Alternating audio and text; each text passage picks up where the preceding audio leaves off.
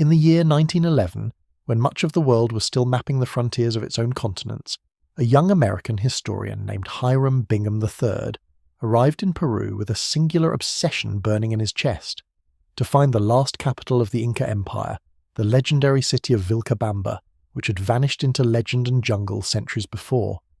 Bingham had already lived a life marked by restless ambition, a man who seemed unable to settle into the quiet rhythms of academic life,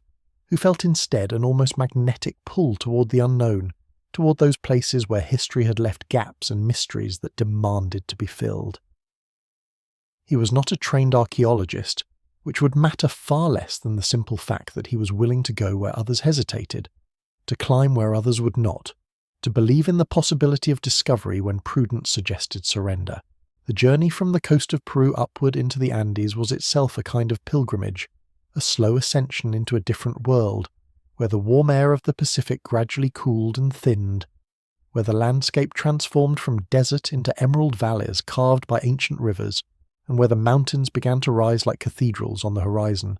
their peaks disappearing into clouds that seemed to touch the very vault of heaven itself. The Urubamba River became Bingham's guide and his companion through this transformation, a river that had itself been sacred to the Incas, that wound through the mountains with a voice like distant thunder, its waters dark and swift and cold with the melt of high glaciers. In the early months of 1911, Bingham travelled up this river valley, moving deeper into territory that grew more remote with each day of travel, where the roads became less roads and more suggestions in the landscape, where the vegetation grew thick and wild, and where Spanish influence seemed to dissolve with the altitude. The people he encountered along the way spoke of ruins hidden in the mountains, of terraces built by the ancients that still held the secret of stone and engineering, of places that the jungle had begun to reclaim but had not yet entirely swallowed. These were not the memories of scholars or the theories of historians, but the knowledge of people who lived among these mountains day after day, whose ancestors had walked these same paths for generations, whose eyes were trained by lifelong residents to read the subtle signs of human habitation that could survive 4 centuries of weather and time. It was on one of these ordinary moments in a journey that would prove extraordinary when a local farmer named Melchor Arteaga approached Bingham with information that would change the course of his life and illuminate a mystery that had slept in darkness and cloud for 500 years. Arteaga spoke of ruins higher still, ruins that perched above the river valley on a ridge that seemed impossibly placed, ruins that the indigenous families living in the region knew of, but that few outsiders had ever reached or even heard about. The information was cryptic, imprecise, the kind of information that could lead a man on a fool's errand, that could waste his time and resources on nothing but legend and rumour, yet something in the way Arteaga spoke,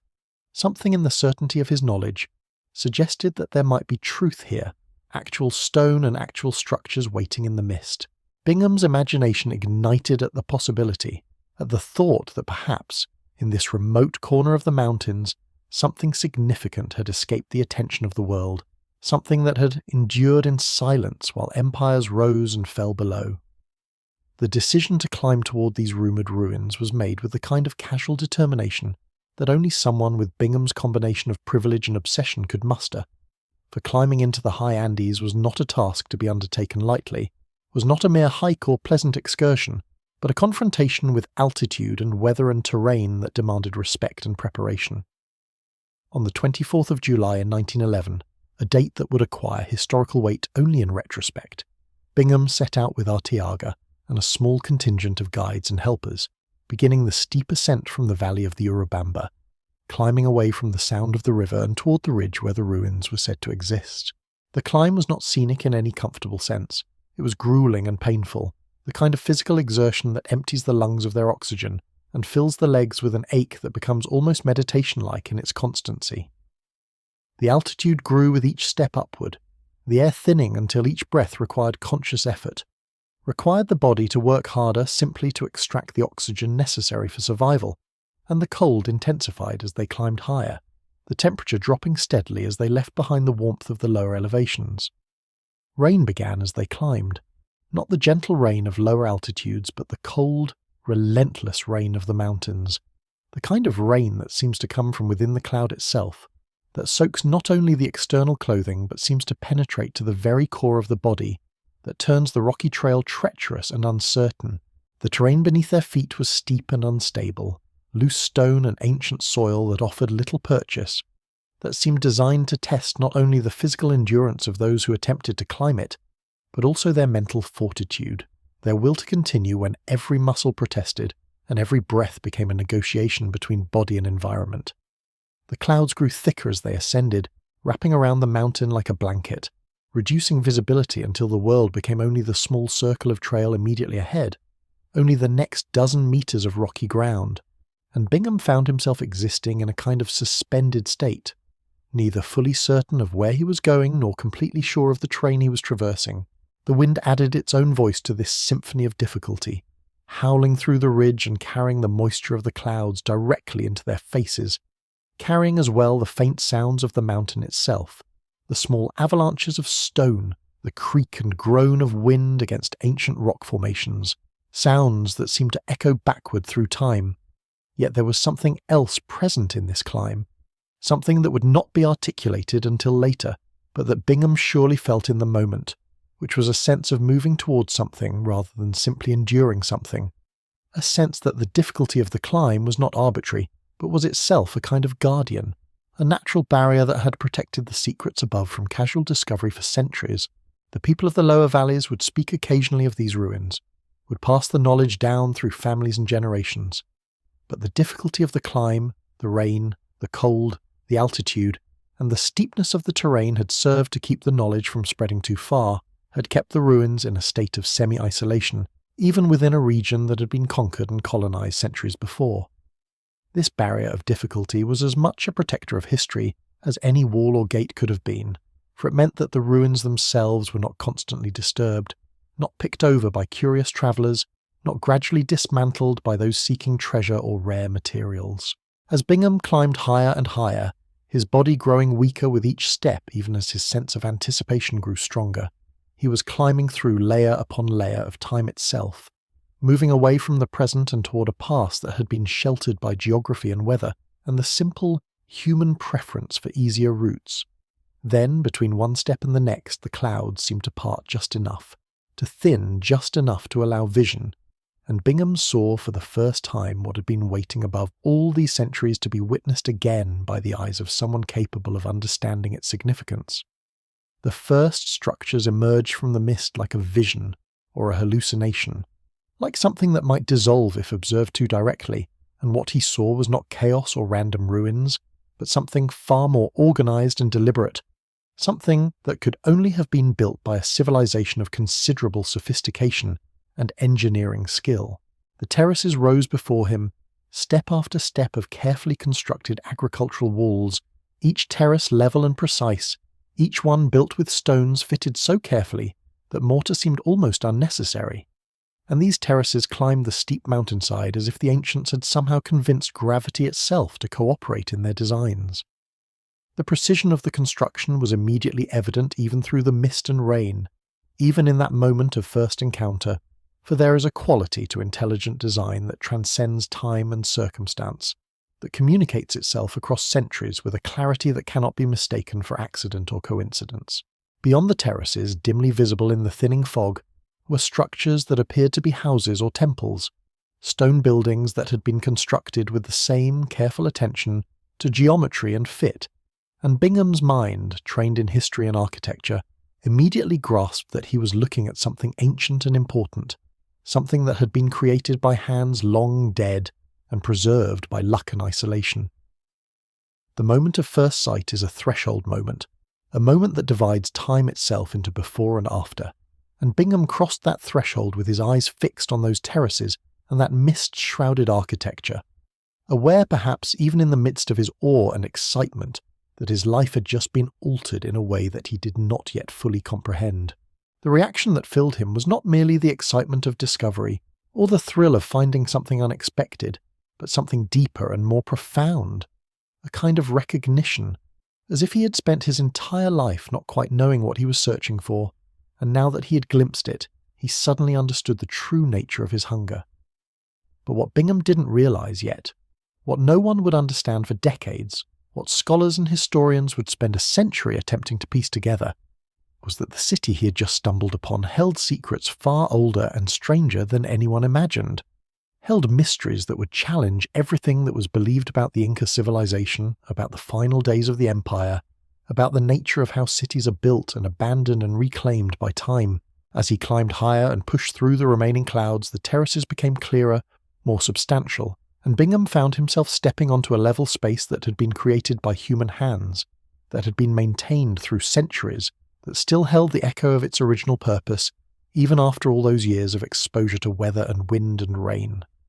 The terraces were not merely broken or partially destroyed, but whole and functional, still capable of holding soil, still showing signs of the deliberate construction that had gone into their creation, and Bingham's trained eye could see immediately that these were not the ruins of a hastily abandoned site, but rather the remains of a place that had been left in a kind of preserving condition, a place where the people who inhabited it had perhaps departed gradually enough to leave behind a kind of time capsule. The stones themselves, when he knelt to examine them more closely, revealed further evidence of sophistication, for they had been cut with surprising precision, fitted together without mortar, or with mortar so expertly applied that the joints were nearly invisible, and the stones had weathered centuries of mountain weather with remarkable resistance, suggesting not only skilled construction, but also careful selection of stone types and careful attention to drainage and water management that had served to preserve the structures across the centuries. It would be easy to imagine that at this moment of discovery, atop the mountain in the mist with these extraordinary structures emerging from the cloud, that Bingham felt he had achieved something singular and unique, that he had accomplished what no other outsider had accomplished, that he stood at the apex of achievement and discovery. Yet the reality of the situation was considerably more complex than such a romantic narrative would suggest. For even as Bingham began to explore the ruins, even as he clambered over the terraces and examined the stone structures with the eye of a trained historian, he became aware that he was not the first modern person to arrive at this place, that he was not the discoverer of some unknown and untouched site, but rather the first outsider to have found something that had never been entirely lost, at least not to the people of the region. Living among the ruins, farming some of the ancient terraces, dwelling in structures that had been built by the Incas and then reclaimed by time and weather and family occupation, were members of two local families named Richard and Alvarez, indigenous families who had made these mountains their home, whose ancestors had lived here through all the centuries of Spanish colonialism and beyond, who possessed an intimate knowledge of these ruins that had never made it into any Spanish document or historical record because it had simply been part of their daily life, part of the unremarkable landscape of their existence. These families had not discovered the ruins, for they had never been lost to them, and they had not abandoned them, for they had continued to live among them, to use the terraces for agriculture, to inhabit the stone buildings in various states of repair and decay, to possess a kind of living connection to the history of this place that no historian or outsider could ever truly replicate. The fact of their presence adds a layer of complexity to the narrative of discovery, a reminder that the drama of historical revelation is often more complicated than it appears, that what seems to be discovery from the outside is often simply the arrival of outside attention to something that has never been hidden to the people who lived there. Bingham's later accounts of discovering Machu Picchu would become famous, would become the official narrative that would be repeated and enshrined in textbooks and museums and popular imagination. And this narrative would overshadow the quiet reality that the people of the region had always known of these ruins, that the knowledge had never entirely disappeared, but had simply existed outside the realm of international attention and historical documentation. The families living there would continue their lives with relative indifference to this external fascination, would continue farming the terraces and inhabiting the structures long after Bingham had left,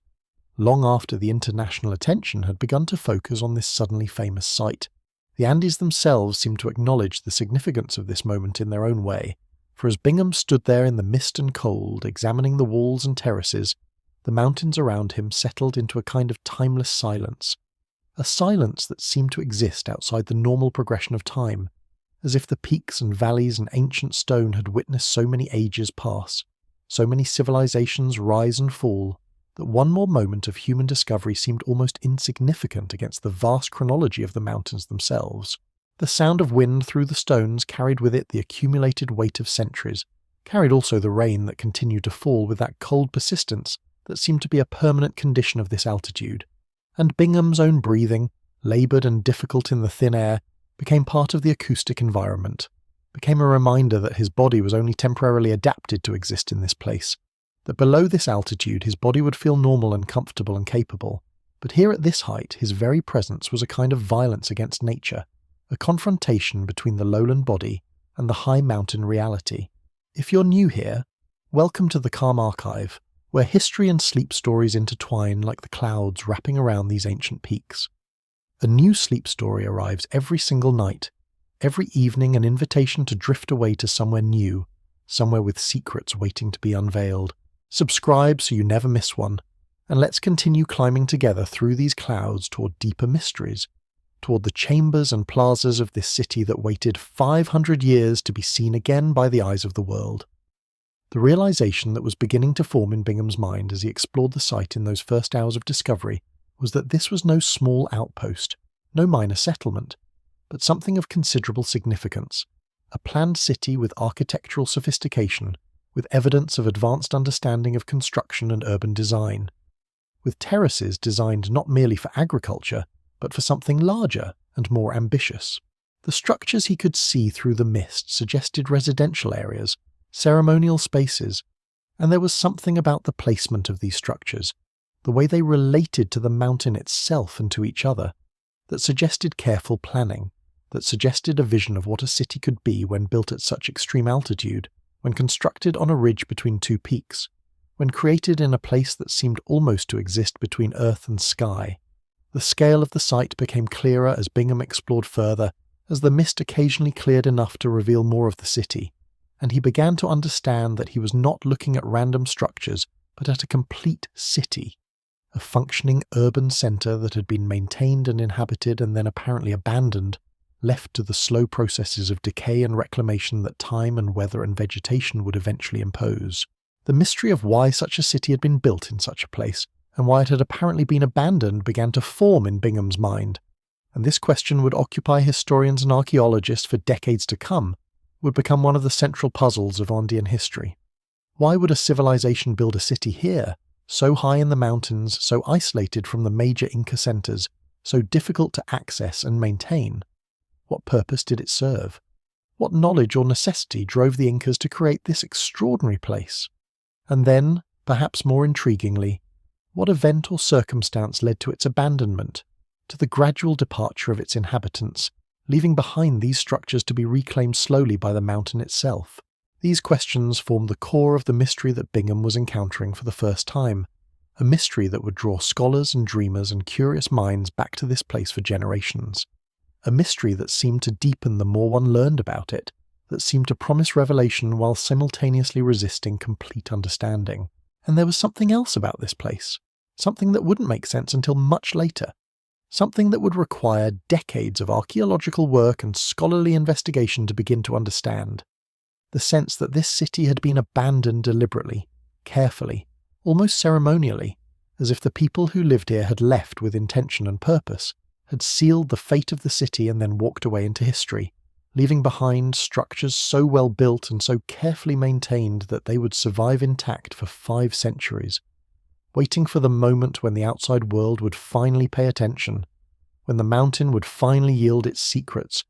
when history would once again acknowledge what had been hidden so carefully in the clouds and mist for all these years. It was in the year that we might think of as 1438 in our modern calendar, when a young ruler named Pachacuti came to power in the small city-state of Cusco, nestled in the high valleys of what we now call Peru. The name Pachacuti itself means earth-shaker, or overturner of the earth in the Quechua language, and history would prove that this name was more than just a poetic title. It was a prophecy. When Pachacuti ascended to leadership, the Inca were merely one among many competing kingdoms in the Andean highlands, their territory limited to the immediate valley surrounding Cusco and the surrounding regions.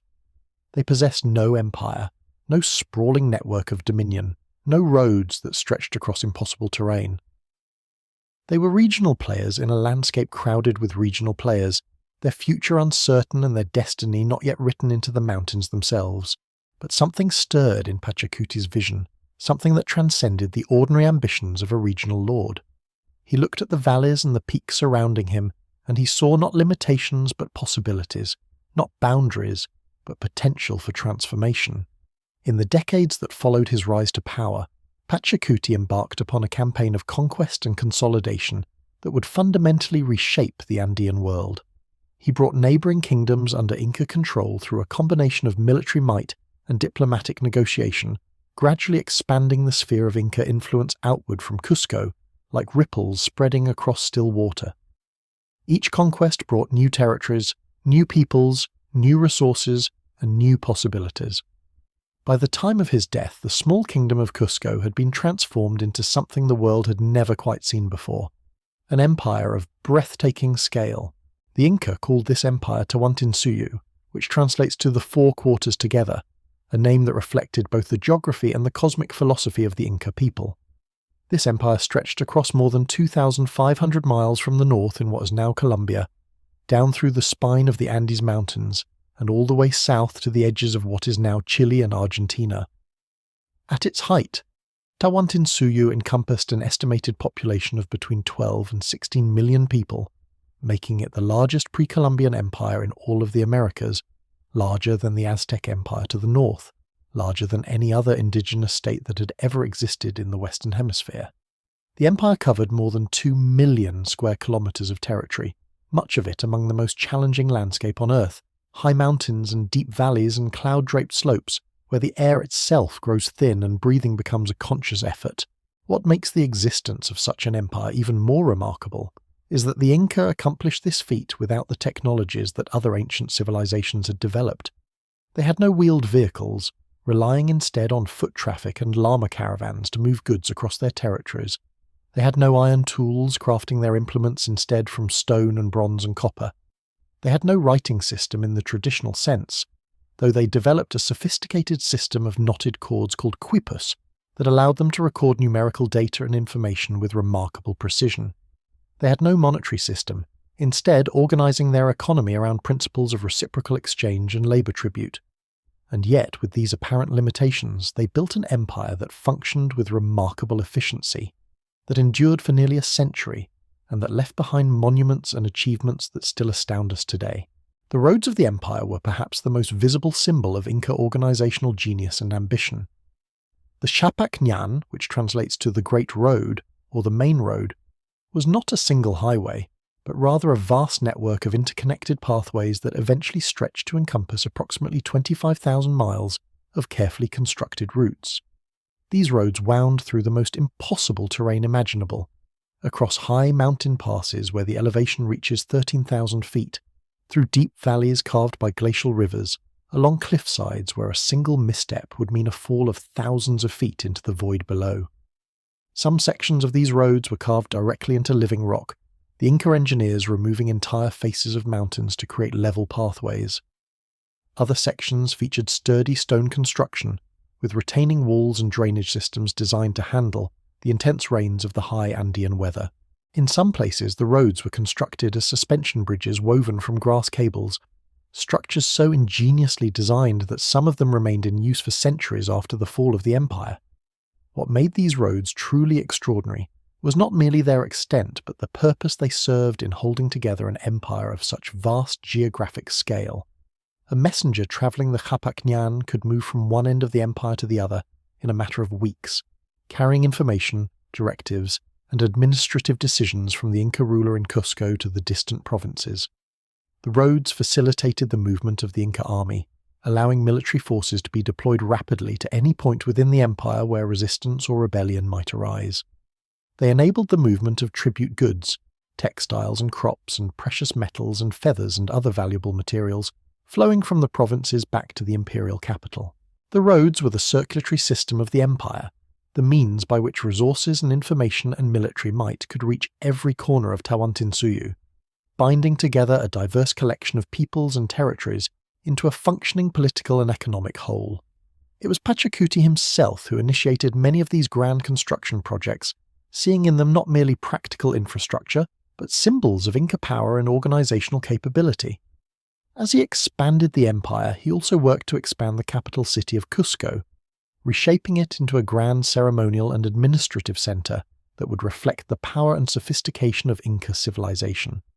He commissioned the construction of temples and palaces, the reorganization of the city according to sophisticated urban planning principles, and the establishment of Cusco as the symbolic and literal heart of the empire. And it was Pachacuti, around the year 1450, who conceived of Machu Picchu, not as a city meant to house the general population, but as something far more exclusive and special, a royal estate and sacred retreat for himself and his court. The decision to build Machu Picchu at this particular time and in this particular location reveals much about Pachacuti's thinking and his understanding of power. By 1450, he was already an aging man, having ruled for over a decade and seeing the empire he had built expand to its greatest extent. He had consolidated power, defeated rivals, and established the Inca as the dominant force in the Andean world. Perhaps he wished to create a retreat from the political machinations and demands of imperial rule, a place where he could withdraw from the constant negotiations and decisions required of an emperor. Perhaps he wished to establish a monument to his own achievement and vision, a physical manifestation of Inca power and accomplishment that would endure long after his death. Or perhaps, in keeping with Inca religious beliefs, he saw Machu Picchu as a sacred space, a place where the boundary between the earthly realm and the spiritual realm might be thinner, where the divine forces that animated the mountains and the sky might be more directly accessible. Whatever Pachacuti's intentions, the decision to build at this location demonstrates a profound understanding of engineering challenges and a willingness to overcome obstacles that would seem insurmountable to other civilizations. Machu Picchu sits on a ridge of land at an elevation of approximately 7,970 feet above sea level, nestled between two peaks in the Peruvian highlands, surrounded on three sides by valleys that drop away thousands of feet below. The site is accessible only by foot or by llama. There are no level areas nearby suitable for construction, and the climate alternates between intense sunshine and thick cloud cover that obscures even nearby landmarks. The bedrock is composed of granite, a notoriously difficult stone to work with. Water, while abundant from mountain streams, would require sophisticated engineering to distribute to every part of the site. The very idea of building a major settlement at such a location would seem to most ancient peoples like an act of madness or hubris. But the Inca did not see these obstacles as insurmountable limitations. Rather, they saw them as challenges to be overcome through careful planning, innovative engineering, and an enormous investment of labor and resources. The construction of Machu Picchu would have required the mobilization of thousands of workers over a period of years, workers who had to be fed and housed and coordinated in their efforts. It would have required the quarrying of vast quantities of stone, the shaping of that stone into precisely fitted blocks, and the transport of those blocks across difficult terrain to the construction site. It would have required the construction of terraces to level the mountainside, the creation of water systems to bring fresh water to the site, and the establishment of agricultural terraces on the steep slopes to provide food for the population. The stonework at Machu Picchu remains one of the most astonishing achievements of ancient engineering, even to the eyes of modern observers accustomed to contemporary construction. The Inca built the structures using a technique called ashlar, in which large blocks of stone are fitted together without mortar or adhesive of any kind. The precision of the stonework is such that a knife blade cannot fit into the spaces between stones. In some cases, the gaps between stones are so tight that they are invisible to casual observation, appearing as single unified surfaces rather than as assemblages of individual blocks. This level of precision was achieved without the use of iron tools, relying instead on stone tools, bronze implements, and the patient, careful work of skilled craftspeople. Each block was individually shaped to fit exactly with the block surrounding it, accounting for the slightly uneven surfaces and curves of neighbouring stones. The work was meticulous, exacting, and extraordinarily time-consuming. What makes this achievement even more remarkable is that the stonework was designed to accommodate the frequent earthquakes that occur in the Andes. Rather than creating rigid structures that would crack and shatter under seismic stress, the Inca engineered flexibility into their constructions. The precisely fitted stones could shift very slightly relative to one another during an earthquake, absorbing and distributing the force of the tremor across the entire structure, rather than creating weak points where failure could occur. This sophisticated understanding of seismic engineering, developed through centuries of observation and experimentation, allowed Inca structures to endure earthquakes that would have destroyed buildings constructed using more rigid techniques. Modern engineers studying Inca masonry have marveled at the sophistication of this approach, recognizing in it principles that anticipated modern seismic design by centuries. Beyond the stonework itself, the Inca at Machu Picchu engineered elaborate systems of terracing that transformed the steep mountainside into productive agricultural land. These terraces, called andenes in the Quechua language, were not merely horizontal cuts into the hillside, but sophisticated agricultural systems engineered to maximize productivity while minimizing erosion and managing water flow. Each terrace was constructed with retaining walls that are sometimes several meters in height, the stones precisely fitted to support the weight of the soil and crops above them. Beneath each terrace, the Inca constructed drainage systems to manage water flow, preventing waterlogging and erosion, while ensuring that crops would have access to sufficient moisture. The soil on the terraces was carefully engineered as well, consisting of multiple layers that promoted drainage while maintaining fertility. The Inca grew potatoes, quinoa, and corn on these terraces, crops that had been domesticated in the Andean highlands and that thrived at high elevations where other crops could not grow. The scale of this agricultural engineering is staggering when one considers that Machu Picchu is situated at nearly 8,000 feet of elevation, in a region where the growing season is short and the weather unpredictable. The Inca created approximately 4,000 acres of terraced agricultural land around the settlement, representing an enormous investment of labor and ingenuity. These terraces would have been capable of producing enough food not merely to sustain the population of Machu Picchu, but to produce surplus that could be stored against times of scarcity or sent back to Cusco as tribute to the emperor. The terraces also served a secondary function in the Inca cosmology. They represented the transformation of wild mountain landscape into ordered, civilized space, a physical manifestation of Inca power and control over both the natural world and the forces that governed it. The water systems at Machu Picchu were perhaps equally sophisticated and ingenious as the agricultural terraces. Water was brought to the site through an intricate system of canals and aqueducts that captured mountain springs and directed the water to where it was needed throughout the settlement. Some of these canals were cut directly into bedrock, following the topography of the mountain with remarkable precision to maintain a consistent, gentle slope that would allow water to flow by gravity alone. At various points along the canals, the Inca constructed fountains where water emerged into receptacles, creating convenient points where the settlement's residents could access fresh water.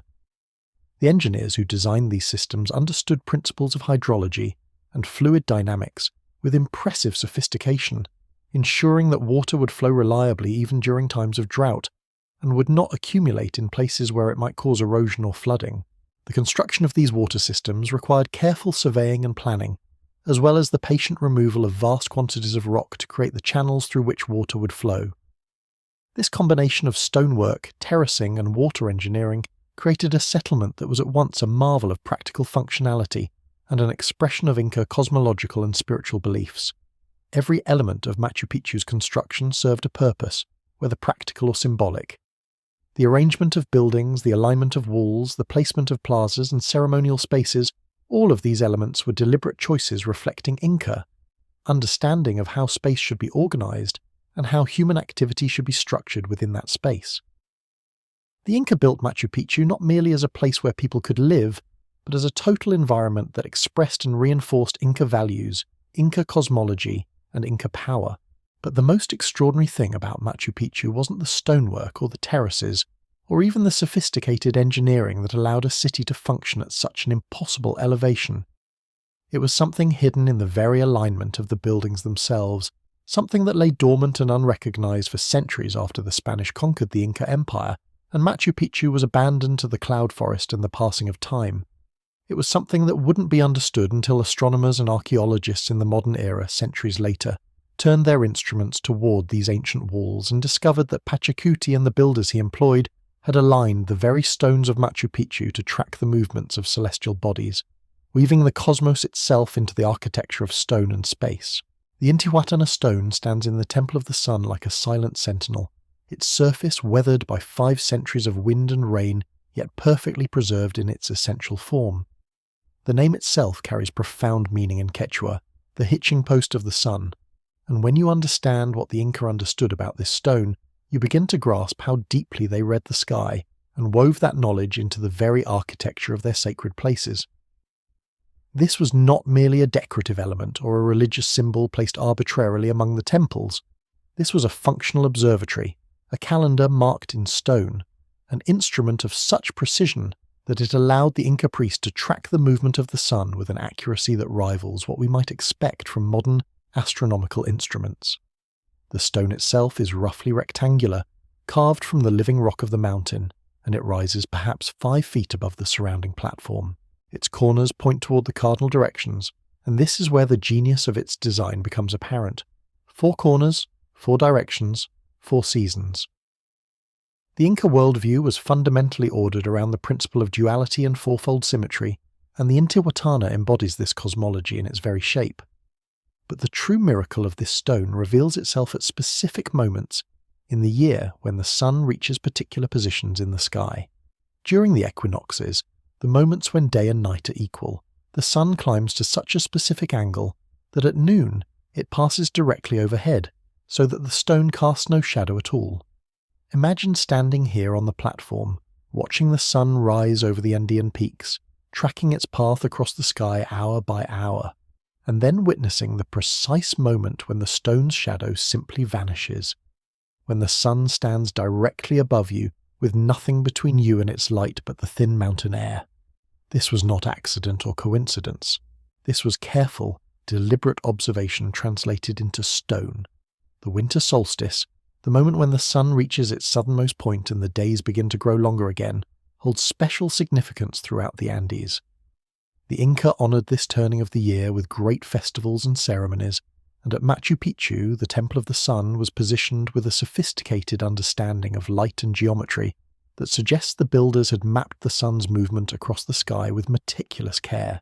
There is a window in this temple, carefully oriented and positioned, and during the winter solstice the first rays of sunrise pass through this window and illuminate the interior with a golden light that marks the ceremonial beginning of the new solar year. You can stand in that temple today, in modern times, and on the solstice morning you will see exactly what an Inca priest saw 500 years ago, the sun's light finding its path through stone and arriving precisely where it was meant to arrive. This kind of accuracy requires understanding, requires generations of observation, requires the kind of mathematical and astronomical knowledge that we often associate exclusively with cultures that developed writing and formal scientific institutions. Yet here, in a city built high in the mountains far from the urban centres of Cusco, the Inca demonstrated a mastery of the heavens that was communicated not through written equations, but through the language of aligned stones and oriented buildings. If you were to stand at the summit of Machu Picchu in those pale hours before dawn, when the mist clings to the ancient stones like a living thing, and the temperature drops so low that each breath becomes visible, you would begin to understand why the Inca chose this place for their most sacred rituals. The Intihuatana stone rises before you, a carved granite shaft that seems to draw the darkness toward itself, and in that moment you are standing not just at a geographic location but at a threshold between the physical and the divine, at a point where the Inca believed the boundary between worlds grew thin and permeable. This stone was far more than a simple astronomical marker or decorative monument. It was, in the eyes of Inca priests, a cosmic anchor, a place where human will could be brought into direct contact with the movements of celestial bodies, and where the most sacred of all relationships, the covenant between the Inca people and their sun god Inti, could be renewed and strengthened. As the winter solstice approached each year, the priests would have gathered around the Intihuatana in the deep cold and thin air of these mountains, their breath mingling with the mist that perpetually swirls around the highest peaks of Machu Picchu. During the winter months, when the sun's arc across the sky drops lower and lower and the days grow short and fearful,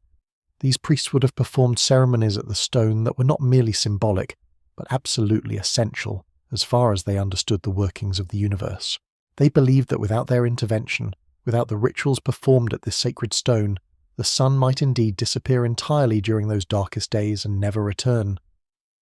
The stone was not simply observed, it was touched, tended to, honoured through ceremonies that would have involved offerings of fine cloth, coca leaves, and possibly the sacrifice of animals. The priest would have placed their hands upon the warm or cold stone depending on the season, channeling their will and the will of their entire civilization into an act of cosmic cooperation, a binding together of human intention and divine necessity that kept the sun in its proper place in the sky and ensured the continuation of all life on Earth. Yet Machu Picchu's sacred significance extended far beyond the stone itself, connected as it was to an invisible but deeply felt network of sacred geography that radiated outward from Cusco, the Inca capital, in a pattern that modern scholars have come to understand as the system of Sique lines. These Siques were not roads in any conventional sense. They were sacred pathways that existed first and foremost in the minds and spiritual practices of the Inca people, lines of spiritual force that connected huacas, or sacred sites, across the entire landscape. These lines radiated outward from the Temple of Coricancha in Cusco like spokes from a wheel, and Machu Picchu, positioned high in the Cordillera with its own profound sacred character, may well have been positioned along one of these invisible pathways, forming part of a continental network of sacred space that unified the Inca world through spiritual rather than purely political means. Standing at Machu Picchu, surrounded by the weight of that thin, cold air that makes each breath feel like a small labour, surrounded by the silence that seems to have its own texture and substance, you begin to sense the intention behind these places. The mist swirls around the Intihuatana stone in patterns that seem almost purposeful, almost conscious, and the silence that surrounds you is not an absence of sound, but rather a presence in itself, a kind of living quietness that envelops and stills the mind.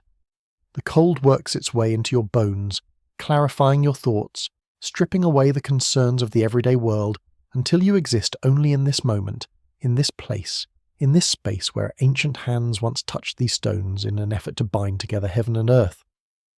The concept of sacred geography, of huacas, extends this understanding of the natural and spiritual world far beyond the boundaries of the city itself.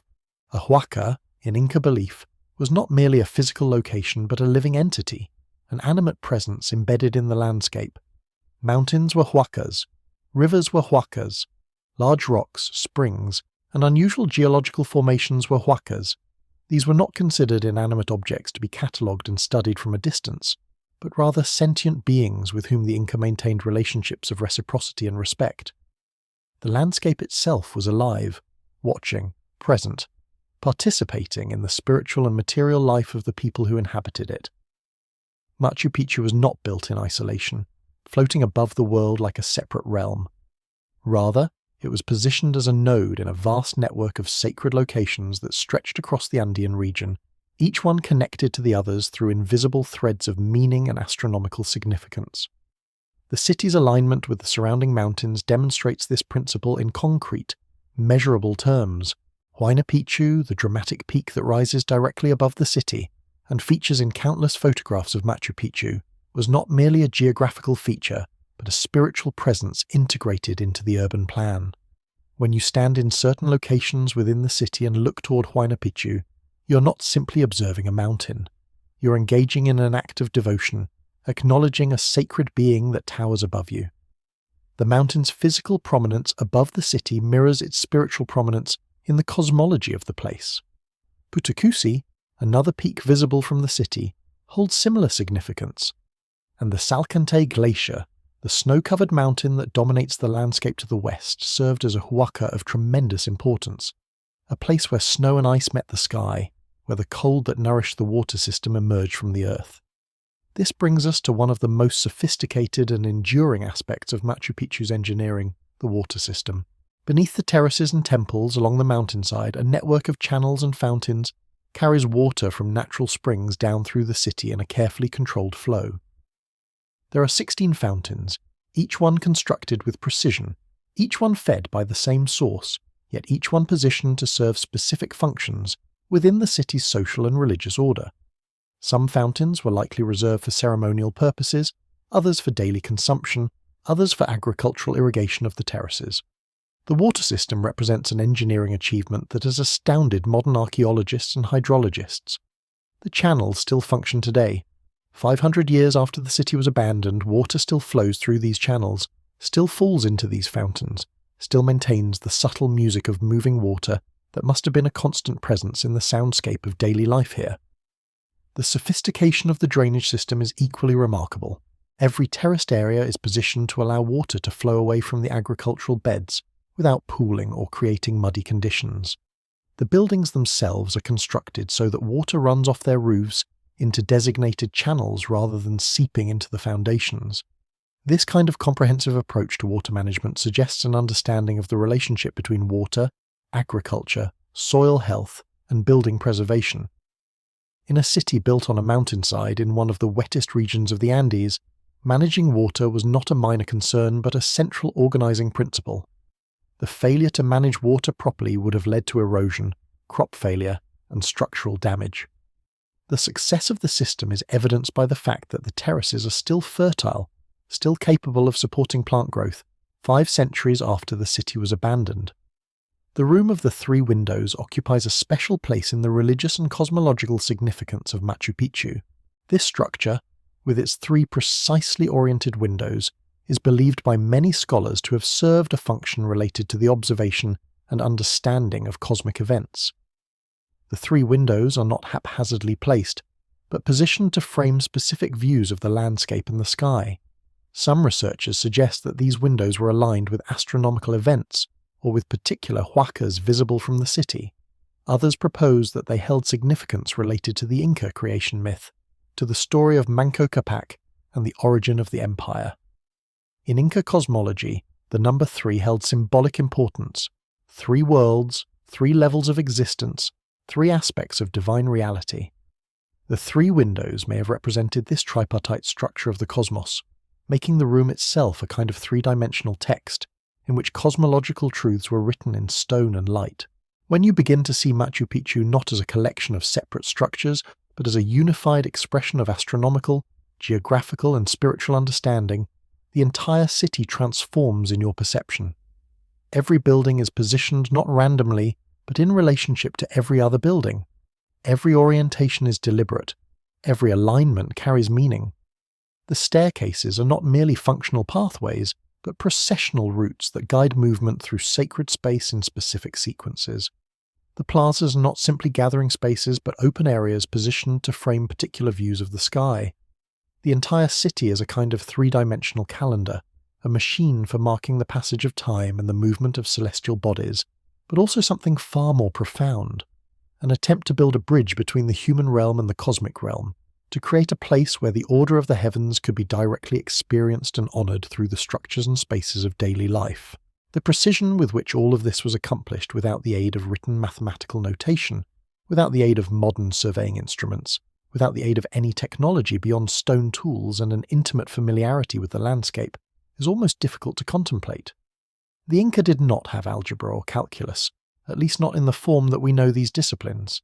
They did not have telescopes or theodolites. What they had was observation, accumulated over generations, recorded not in texts, but in tradition and in the built environment itself. They had an extraordinary capacity to perceive patterns in the natural world and to translate those patterns into architectural and urban form. They had the ability to work with immense blocks of stone, to shape them to fit together with such precision that a blade cannot be inserted between them. And they had, perhaps most importantly, a worldview in which the built environment was not something separate from nature, but an extension of nature, a way of participating in and honouring the cosmic order that they perceived in the movements of the sun and stars. Everything we have explored so far, the stones, the terraces, the alignments, all of this was visible to Bingham when he first cleared the vegetation.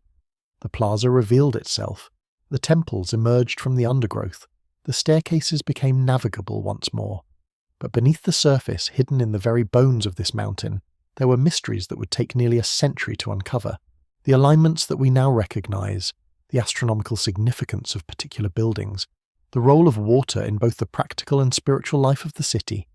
These understandings came not from the initial clearing and exploration, but from patient research, from careful measurement, from willingness to ask new questions, and to listen to what the stones and the water and the carefully positioned buildings might reveal if we approach them with sufficient attention and respect. The Inca were not mystics floating on clouds of abstract spirituality, disconnected from the practical realities of survival and governance. Nor were they purely pragmatic engineers with no regard for meaning and symbolism. They were people who understood that these categories are false dichotomies, that utility and spirituality are not opposed but intertwined. The water system provided necessary irrigation and drinking water. Yes, but it was also an expression of connection to the sacred springs that fed it, to the mountains where the snow accumulated, to the cosmic principle of reciprocity, that required the city to honour the natural world that sustained it. The astronomical alignments were expressions of religious devotion and cosmic understanding, yes,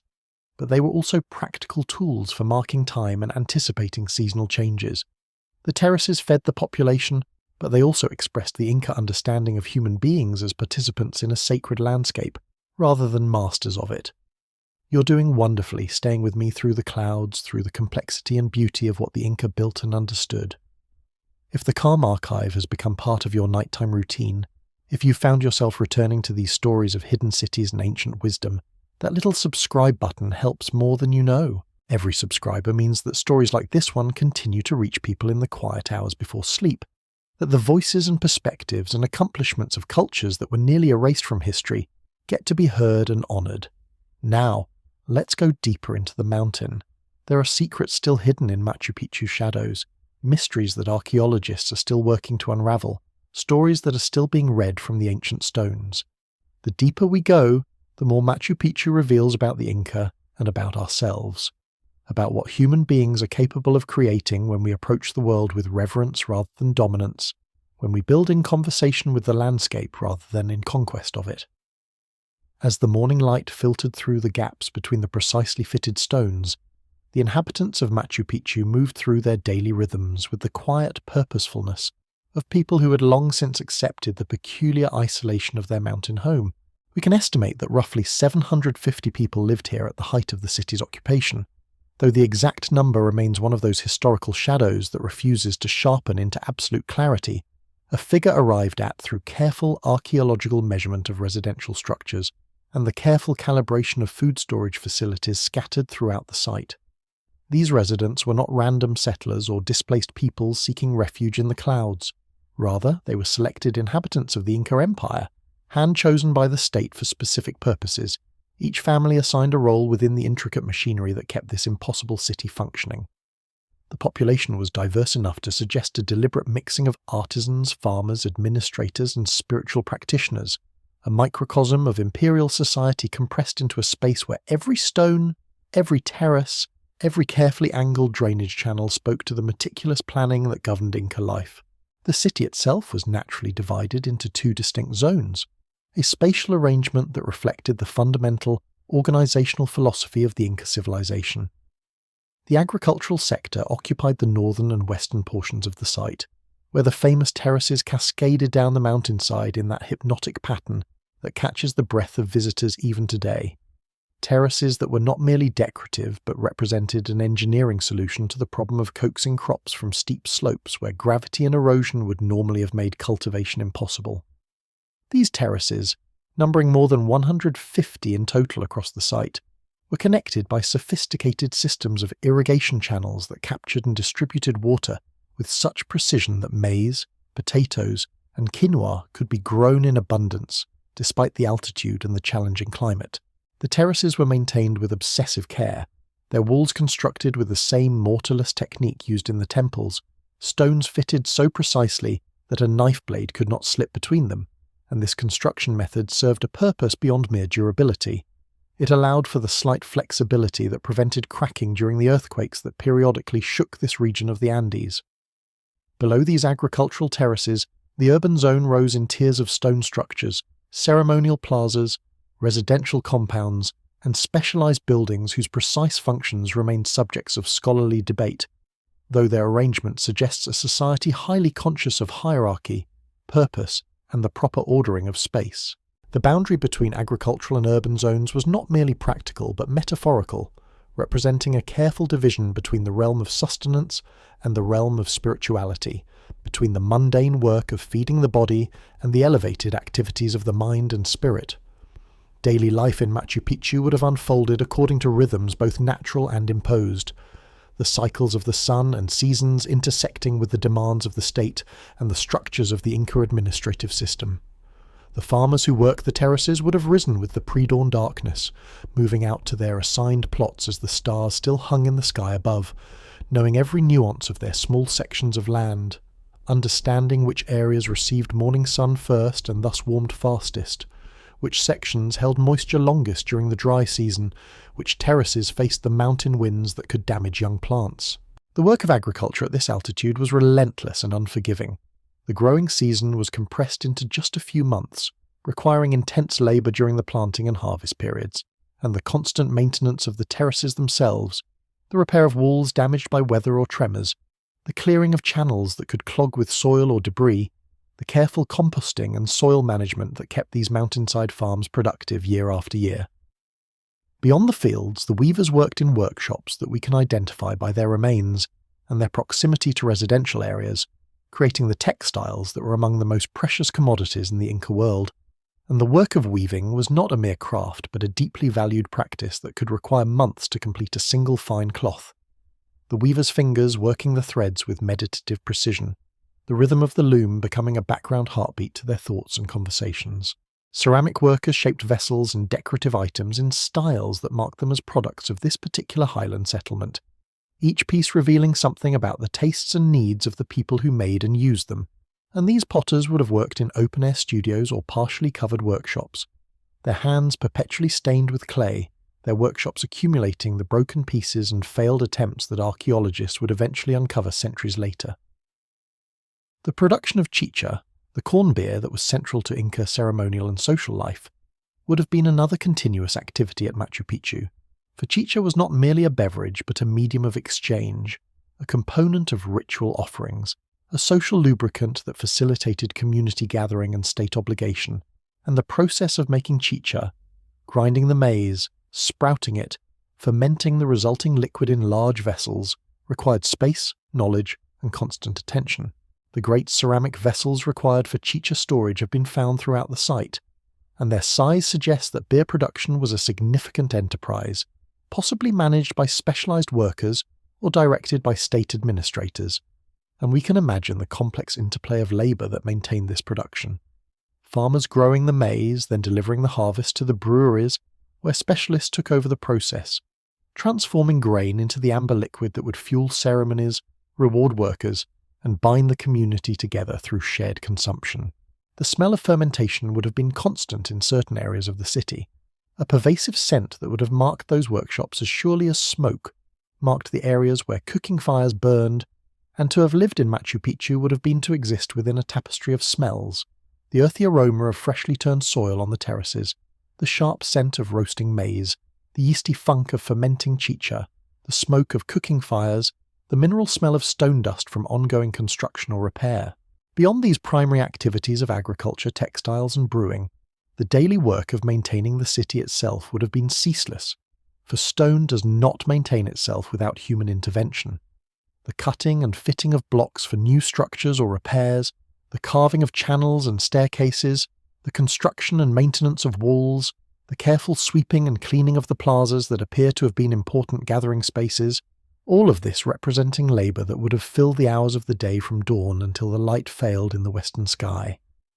The food that sustained all this labour would have come primarily from the terraces that surrounded the city, with maize serving as the staple crop that provided carbohydrates and could be stored long-term when dried and converted to flour. Potatoes, native to these highlands and selected and refined over centuries of indigenous cultivation, would have provided another dietary cornerstone, offering nutrition, variety, and the capacity for long-term storage through the freeze-drying process that the Inca had perfected, creating chuño, a lightweight stable food product that could sustain workers on long journeys, or feed the city during the lean months of winter when fresh crops were unavailable.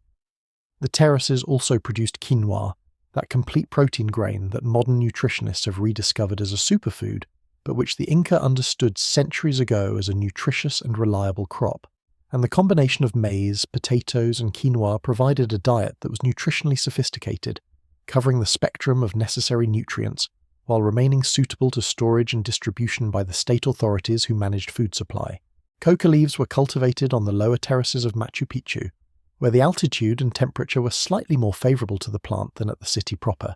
and these leaves were not a narcotic indulgence but rather a valuable commodity, a mild stimulant that reduced hunger and fatigue, and a sacred plant central to Inca religious practice and ritual. The coca leaves would have been chewed by labourers during work, offered to the gods in ceremonies, traded to administrators as a form of wealth, and the careful cultivation and distribution of coca was another way that the state maintained control over resources and structured the lives of the people who lived in and served this mountain city. Beyond these primary crops, we must imagine smaller gardens producing squash, beans, chilies, and other vegetables that would have provided nutritional variety and the vegetable matter that a human diet requires. And some evidence suggests that wild plants were gathered from the forested areas that still surrounded Machu Picchu then as now, adding additional foods to the diet and providing medicinal plants that were central to Inca medicine and healing practices. The animal life that inhabited Machu Picchu must be part of any attempt to imagine daily existence in the city, for llamas and alpacas roamed the terraces and the surrounding areas, providing wool for textile production, meat for consumption during festivals and important occasions, and transportation for the goods that moved through the region on the mountain trails that connected Machu Picchu to the broader Inca road system. The llamas were hardy, adapted to the thin air and steep terrain, and their presence would have been constant in the landscape, the sound of their humming calls echoing across the terraces, the sight of their woolly backs as they were led through the city's central thoroughfares, the smell of them in the corrals where they were kept during bad weather or when not in active use. These animals represented wealth and status in the Inca world, and the llamas that lived at Machu Picchu would have been valuable animals, perhaps specially bred for size or colour, their wool taken to the weavers for transformation into fine cloth, and the careful management of these herds was yet another responsibility of the administrators who oversaw the city's daily operations. The presence of these animals meant that the sounds of Machu Picchu would have included the constant background hum of the herds, the calls of the herders managing them, the bleating and humming that filled the air of the terraces and the grazing areas, creating a soundscape that was fundamentally different from the silent stone city that visitors encounter today, now empty of animal sounds except for the birds and insects that have reclaimed the space in human absence. Yet for all we know about the daily production of food and goods at Machu Picchu, there remains a profound silence at the centre of the city's existence, a silence that is itself the mystery, for the people who lived here left no written records in the conventional sense. They possessed no alphabet, no carved inscriptions telling us their stories in their own words, no books or texts that might have preserved their thoughts about their lives in this extraordinary place. Instead, they relied on the quipu system, a method of record-keeping using knotted strings that has fascinated scholars for more than a century and that still resists complete deciphering even today. The quipu was a sophisticated technology for encoding information, a three-dimensional communication device made of a primary horizontal cord from which hung multiple pendant strings, and by varying the position and type of knots along these strings, as well as the colours of the strings themselves, Inca administrators could record numerical data, track census information, manage store inventories, and possibly record narrative histories or astronomical observations. The quipus that have survived to the present day suggest that the system was capable of recording complex information with impressive precision, and the existence of specialists known as quipucamayok, the keepers or managers of quipus, indicates that this was a professionalized skill, learned and practiced by individuals who spent their lives mastering the knotted string technology. We can imagine the quipucamayok at Machu Picchu, carefully tying and positioning each knot, checking and rechecking their work to ensure accuracy, their fingers learning through years of practice exactly how much tension to apply, exactly where to position each knot to ensure that the resulting record was both accurate and readable to other specialists who might need to interpret the data in the future. The quipus recorded the material reality of life at Machu Picchu. How much maize was harvested? How many llamas were in the herds? How many weavers produced how many textiles? What goods were stored in the warehouses? And yet they tell us almost nothing about the interior lives of the people who created them. Nothing about their thoughts, their fears, their loves, their spiritual experiences beyond the material traces that they left behind. The movement of information across the Inca Empire was accomplished through a system of relay runners known as chasqui, young men who were stationed at regular intervals along the road system and whose responsibility was to carry messages and small amounts of goods from one station to the next, covering the vast distances of the empire with surprising speed by the standards of pre-modern transportation. The chasqui system was another marvel of Inca organization, for it required that young men be stationed permanently at posts throughout the empire, that they be trained in their role, that they maintain physical conditioning that allowed them to run at high altitude for extended distances, and that communication channels be established so that messages could be reliably passed from one runner to the next, without corruption or loss of information. Messages delivered by Chasqui would have come to Machu Picchu from the capital at Cusco and from other major Inca cities, bringing news of imperial decisions, instructions for the administrators at the site, reports of events in the broader world beyond the mountain, and the arrival of a Chasqui runner, dusty and exhausted from his run across the mountain passes, would have represented a link to the wider Inca world, a reminder that Machu Picchu, for all its isolation, was not truly separate from the empire but rather embedded within the network of imperial control and communication. The Chasqui runners would also have carried quippus themselves, transferring records from one place to another, moving the knotted string records of Machu Picchu's production down to Cusco, where imperial accountants would incorporate them into the larger records of the empire's resource management, and in this way the information that was being captured in the daily life of the mountain city was being translated into imperial knowledge, becoming part of the data that allowed the Inca state to maintain its grip on an empire that stretched across hundreds of miles of some of the most challenging terrain on the planet. The population of Machu Picchu was not randomly distributed across gender lines, and evidence from the skeletal remains that have been excavated suggests that a significant portion of the inhabitants may have been women, many of whom likely belonged to the group known as the Aklas, or chosen women, sometimes called the Virgins of the Sun,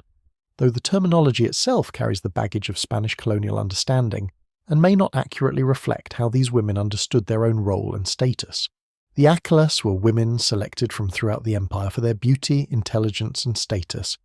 gathered into institutions where they learned specialized skills including weaving, food preparation, and the rituals and ceremonies of the Inca religion, and their primary responsibility was to serve the Inca and his state, either through producing textiles and other goods of exceptional quality, through being married off to regional leaders to cement political alliances, or through serving as priestesses in the Inca religious institutions that were woven throughout the empire. The presence of a significant female population at Machu Picchu would have fundamentally shaped the character of daily life in the city,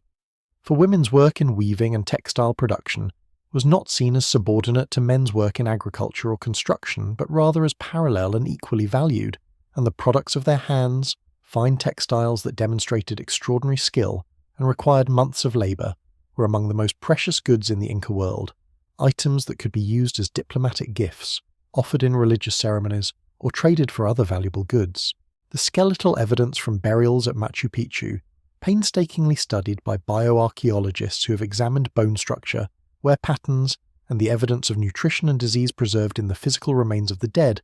suggests a population that was generally well-nourished, without evidence of the severe malnutrition or malaise that would have characterized a stressed or struggling community, and this relative health and well-being is itself informative, suggesting that daily life at Machu Picchu, for all its challenges and the ceaseless labor that kept the city functioning, was not characterized by deprivation or suffering in the way that many pre-modern populations experienced life in their settlements. And yet, for all that we can deduce and infer about the daily life of Machu Picchu's inhabitants, we must always remember that we are observing their world through a glass darkly, seeing the material traces they left behind but missing the lived experience of their days, the flavour of their food, the feel of the mountain wind on their skin, the emotions that moved them as they watched the sun rise over the peaks beyond the valley or felt the first cold rains of the highland wet season. The archaeological record gives us structures, pottery, tools and bones, the material evidence of daily life,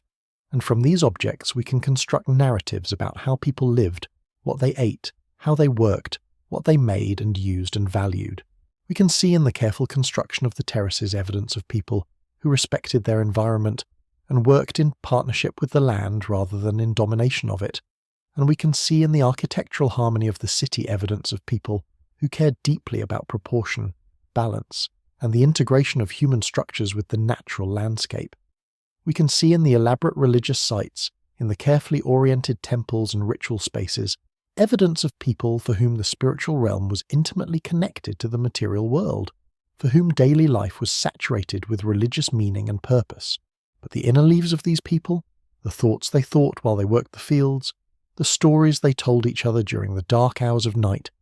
the fears they felt when sickness came to their families or when storms threatened the crops, the joy they experienced in moments of celebration or intimacy, these remain forever beyond our reach, preserved only in fragmentary hints and suggestions that we piece together with humility and the understanding that we may be constructing narratives that tell us as much about our own values and assumptions as they do about the actual experiences of those who lived in this extraordinary place. But perhaps the greatest mystery of Machu Picchu isn't how it was built or who lived there, it's why it was abandoned. Why would an entire city, perfectly maintained, never conquered, never discovered by the Spanish, simply be walked away from and left to the jungle? The answer, when it finally came, was far more haunting than anyone expected. The Spanish arrived in the highlands of Peru in 1532 like a storm gathering on a distant horizon, their horses and armour gleaming in the thin mountain air, bringing with them not just weapons and ambition, but also invisible passengers that would prove far more devastating than any sword could ever be. Francisco Pizarro, a man of modest origins who had spent years dreaming of conquest in the New World, led a force of fewer than 200 soldiers into a land of millions, and yet through a combination of audacity, indigenous political division, and the sheer shock of the unfamiliar, he would forever alter the course of an empire that had stood for nearly 5 centuries. The Spanish had heard rumours of vast quantities of gold in these mountains, of temples whose walls gleamed with precious metal, of a civilization so wealthy that its rulers bathed in liquid riches, and these whispers drove them forward into the unknown, into the cloud-wrapped peaks where they could scarcely breathe the thin air, but where their hunger for conquest burned even hotter. Pizarro moved with the precision of a man who understood that hesitation in the face of overwhelming odds was the surest path to failure, and he quickly discerned that the greatest weakness of the Inca Empire was not military, but political. For the empire was in the throes of a bitter civil war that had split the loyalty of generals, priests and soldiers between 2 brothers, Huascar and Atahualpa, each claiming the right to rule, each commanding vast armies locked in a struggle that would tear the empire from within, even as external enemies pressed at its borders. The capture of Atahualpa at Cajamarca in November of that year stands as one of history's most remarkable moments of audacity and miscalculation, a gathering that would change everything forever, when the Inca ruler, perhaps emboldened by his recent victory over his brother Huascar, perhaps believing in his own divinity and invulnerability, walked into a Spanish ambush with thousands of his warriors, only to find that Pizarro had calculated every movement with the precision of a chess master, concealing his soldiers in the buildings that ring the plaza, and then, at a given signal, unleashing them upon the Inca entourage in a chaos of horse hooves and Spanish steel that left thousands dead in a matter of minutes, a scene of such violence and shock that the Inca people, who had never before encountered horses or firearms or European warfare tactics, seemed almost paralyzed by the sheer impossibility of what was occurring. Atahualpa himself was captured alive, held prisoner in a stone room in Cajamarca, and it was then that the Spanish discovered just how much gold the Inca possessed, for when they demanded a ransom for their captive's release, the Inca offered them a room filled with precious metal, a promise so extravagant that the Spanish could scarcely believe their ears, yet they accepted and waited as caravans brought gold from across the empire, as nobles and priests and common people contributed their family treasures to ransom their divine ruler, and still the Spanish demanded more, ever more, until at last, after receiving a ransom that would equal millions in modern currency,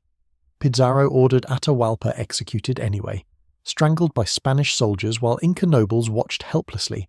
a betrayal so complete and so shocking that it sent shockwaves through the entire empire and marked the true beginning of the end of Inca civilization. Yet the conquest was not accomplished by Spanish swords and Spanish horses alone, for there was another invisible conquistador moving through the mountain valleys and high passes, a force that needed no weapons and respected no fortifications, that crept from village to village and settlement to settlement, spreading death and devastation with every breath and every touch. Smallpox had arrived in the Americas decades earlier with the first Spanish conquistadors and explorers, and it had spread like wildfire through indigenous populations who possessed no immunity to this European plague, working its terrible way up from the coast into the highlands, appearing in settlements both great and small, turning healthy warriors into fever-ravaged invalids, filling villages with the smell of death and disease. And scholars estimate that in the century following Spanish contact, approximately 90% of the indigenous population of the Americas died from European diseases, a mortality rate so staggering, so complete, that it represents one of the greatest catastrophes in human history, a silent apocalypse that killed far more people than any battlefield ever could. The epidemic did not discriminate between the powerful and the weak, between the rich and the poor, and it is quite possible that Huascar himself, Atahualpa's brother and rival, fell victim to smallpox before the Spanish ever arrived, dying in a royal residence somewhere in the highlands, his body burning with fever as the plague swept through the empire that he had fought so desperately to claim, and this disease may have been present in the highlands long before Pizarro ever set foot in Peru, spreading like an invisible infection through the corridors of power, weakening the empire from within just as the Spanish were gathering their strength for conquest. If you're still with me at this point in the story, you're one of the dedicated ones, truly committed to this journey through time and stone and human aspiration, and I want to invite you to hit subscribe to the Calm Archive if you haven't already, because there's a new sleep story waiting for you every single night. Stories that will carry you through the darkness and into the realm of dreams, stories of lost cities and ancient mysteries and the eternal human desire to create something that will outlast us all. Let's continue through these centuries of transformation, through this pivotal moment when the old world was dying and the new world was being born. When everything that the Inca had built was being torn down or absorbed into something entirely new. The question that haunts historians and archaeologists and anyone who has walked the mountain paths of Peru is this: why did the Spanish never find Machu Picchu? How is it possible that a city so carefully built, so strategically located, so deliberately constructed to last for eternity, remained hidden from the conquistadors who searched so thoroughly and so relentlessly for Inca treasures and Inca strongholds? The answer is both simple and profound. Machu Picchu had already been abandoned, likely decades before Pizarro ever set foot in the highlands, and by the time the Spanish arrived in the region and began their conquest, the city had already begun its long return to the jungle, had already started its transformation from a place of human habitation to a place of vines and shadows and the slow, patient reclamation of nature.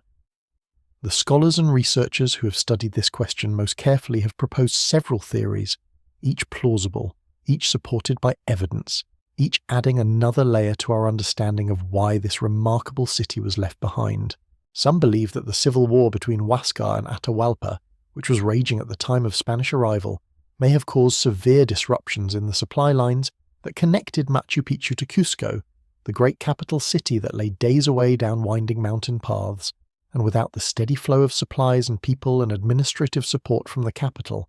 the city would have become increasingly isolated and increasingly difficult to inhabit, particularly for the noble families and priests who had lived there during times of peace and prosperity. Others propose that the very plague that would devastate the empire, smallpox or other European diseases that had begun to spread even before Spanish armies arrived, may have reached even this remote settlement, carried by traders and travellers from the lowlands, spreading through the population and leaving so few survivors that the city became impossible to sustain. And those who remained may have chosen to descend to lower elevations where food was more plentiful and life was less harsh than it would have been in this sacred city set so high above the world. A third and perhaps more intriguing theory suggests that Machu Picchu had been deliberately abandoned, that it had served a specific purpose in Inca religious and political life, perhaps as a royal estate or a sacred retreat or a ceremonial centre, and that when that purpose had been fulfilled, or when political circumstances changed, the decision was made to abandon it, to leave it to the gods and the mountain spirits, to let it return to the wild landscape from which it had been carved.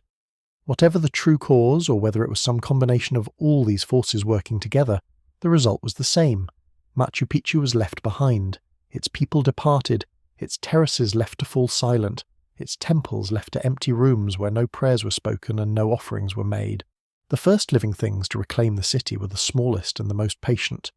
The vines that began as tiny green shoots in cracks between stones, spreading slowly across walls and terraces, their roots penetrating deeper and deeper into the mortar, working their patient way through the carefully fitted blocks until they had bound them together in a green embrace that would transform the entire appearance of the ruins. Trees took root in the plazas where ceremonies had once been conducted, their trunks growing wider and wider, their roots cracking stones that had been precisely cut and carefully placed, pushing through walls, lifting terraces, turning the carefully ordered geometry of human construction into something wild and organic and ultimately indifferent to all the effort that had gone into building it. Moss covered everything in a soft blanket of green, and insects and birds and small mammals made their homes in the spaces that humans had abandoned, creating their own ecology, their own civilization of sorts, as complete and as intricate as anything the Inca had built, but existing in a completely different dimension, operating according to completely different rules. The cloud forest slowly reclaimed its territory, thickening the mist that perpetually clings to these high peaks, obscuring the ruins more and more completely, until to anyone who might have passed nearby, the city would have appeared simply as another rocky outcropping, another part of the mountain landscape, nothing to distinguish it from countless other peaks and ridges that surround it. For nearly 400 years, Machu Picchu slept beneath its blanket of cloud forest, unknown to the outside world, abandoned and forgotten by all, except for the local Quechua farmers who lived in the Urubamba Valley below and who may have known of its existence, who may have passed on stories of the old city among themselves, preserving some memory of it even as the rest of the world had completely forgotten. But it wasn't truly forgotten, not entirely, for the ruins continued to exist in their mountain sanctuary, continued to stand as a testament to Inca engineering and Inca vision and Inca determination, and the story of how it returned to human memory is almost as remarkable as the story of how it was built, almost as filled with mystery and accident and the strange patterns of historical chance that determine which civilizations are remembered and which fade completely into the darkness of time. In the years immediately following the Spanish conquest, the Spanish conquistadors and colonial administrators were far too focused on the lowlands and the coastal regions to be concerned with distant mountain peaks, and their attention was fixed instead on the great Inca capital of Cusco, on the temples and palaces of the noble families, on the repositories of gold and silver that could be melted down and shipped back to Spain to enrich the Spanish crown and the Spanish church. They were also intensely interested in finding Vilcabamba, the last refuge of the Inca, the place where the Inca nobility had fled after the conquest of Cusco, where they had established a new kingdom, a last defiant outpost of Inca independence, and Spanish armies marched into the mountains searching for this legendary city, burning and destroying, capturing Inca nobles, and either executing them or forcing them into slavery or converting them to Christianity and absorption into the colonial system. Vilcabamba eluded Spanish capture for decades, protected by the mountain terrain and by loyal Inca warriors who had chosen to die rather than submit to Spanish rule, and it was only in the 1570s that Spanish forces finally penetrated to the remote valley where it was located and destroyed it, ending the last organized Inca resistance to Spanish conquest. And here is where history becomes confused and layered, for there were Spanish chroniclers and explorers who had heard legends of great Inca cities hidden in the mountains, who had perhaps heard names and descriptions that were garbled and confused, and some of them believed that Machu Picchu might actually be Vilcabamba, that this remarkable city high in the cloud forest was indeed the legendary last refuge of the Inca, a confusion that would persist for centuries, passed down through historical texts and scholarly works, until the truth was finally unraveled in the 20th century. The local Quechua people who lived in the valleys below continued to exist in the shadow of these ruins, farming the same terraces that their ancestors had farmed, speaking languages descended from Inca Quechua, maintaining cultural practices and spiritual beliefs that had survived the conquest and the centuries of colonial rule.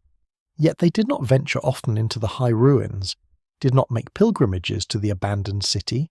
or if they did, they left few records of it, and the ruins gradually faded from even local knowledge, becoming simply part of the landscape, unremarkable and unremarked upon. The vines grew thicker, the trees grew larger, the moss deepened, and Machu Picchu descended into a sleep that would last nearly 300 years, a silence so complete that it seemed as though the city had truly vanished, that it had been absorbed back into the mountain from which it had been carved, that it existed now only in stories too old to be believed, and in fragments of knowledge so scattered that no one could reconstruct them into anything coherent. For nearly 400 years after its abandonment, Machu Picchu remained a place known primarily to the local peoples of the region, a secret held within families and communities, a site that belonged to the mountain and the mist as much as to any living person.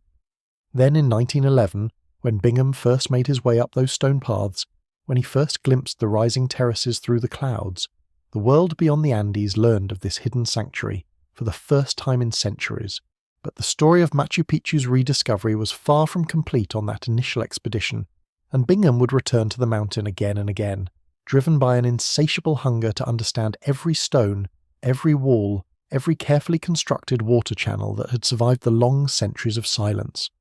His return expeditions in 1912 and 1915 became the most extensive excavations of the site, systematic and ambitious, with teams of workers clearing vegetation that had consumed the terraces and structures, mapping the city with unprecedented detail, uncovering artifacts and human remains, and beginning to paint a clearer picture of who had lived in this place and how they had lived. The work was meticulous, measuring and recording, photographing and sketching, creating the first comprehensive maps that revealed the true scale of the settlement,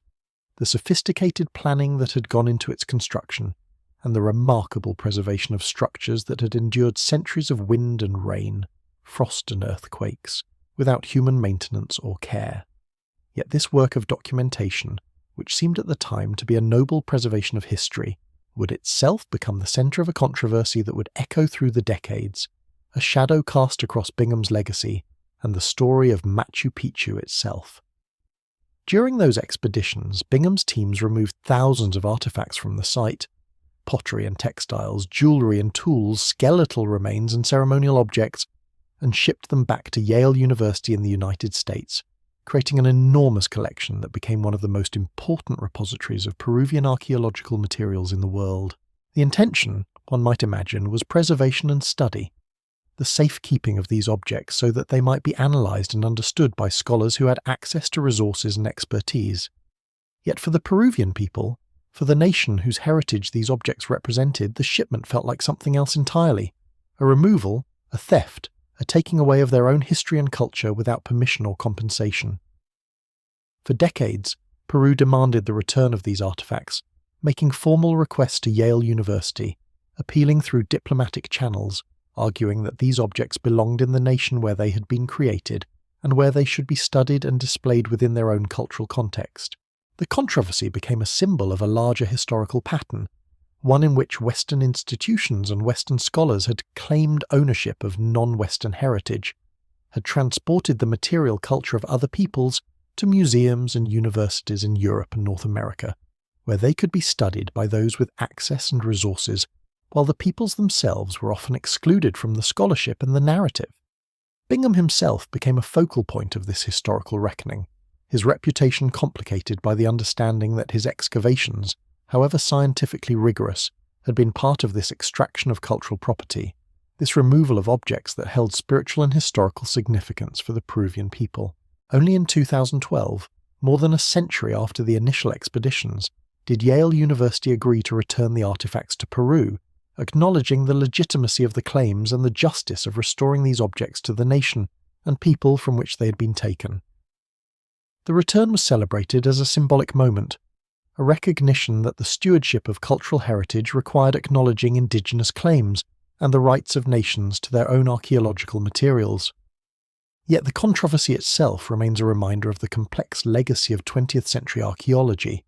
the ways in which the pursuit of knowledge and preservation can become entangled with colonialism and appropriation,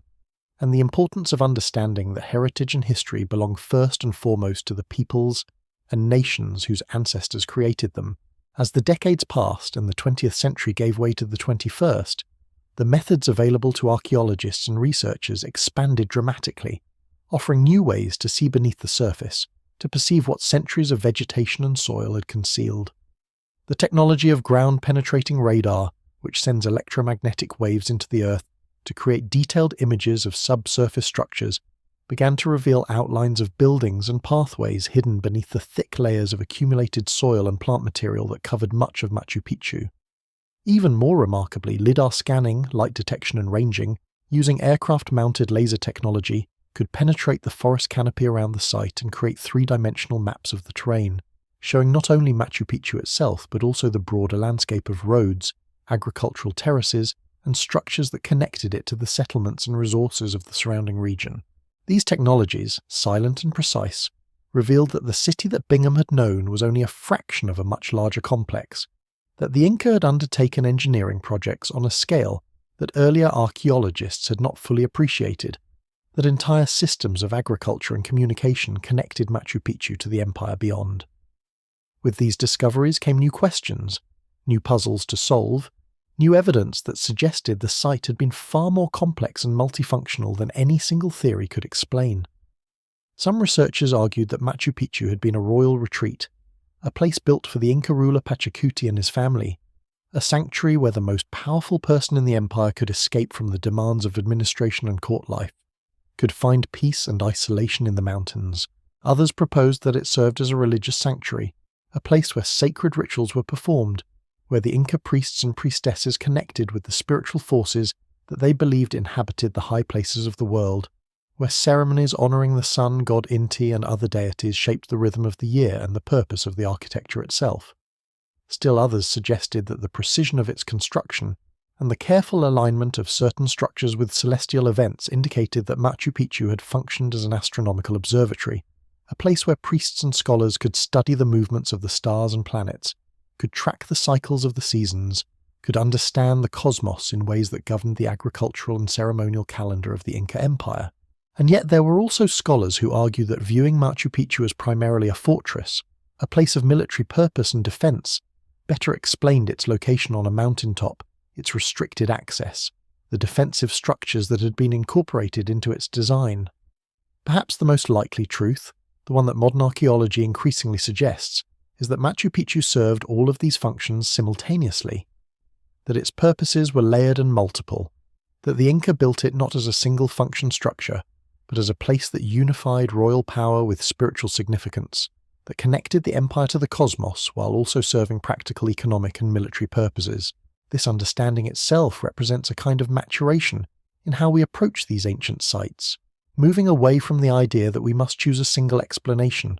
moving toward the recognition that ancient peoples created structures of remarkable sophistication and meaning that could serve many purposes at once, that could embody multiple truths within the same stones and spaces.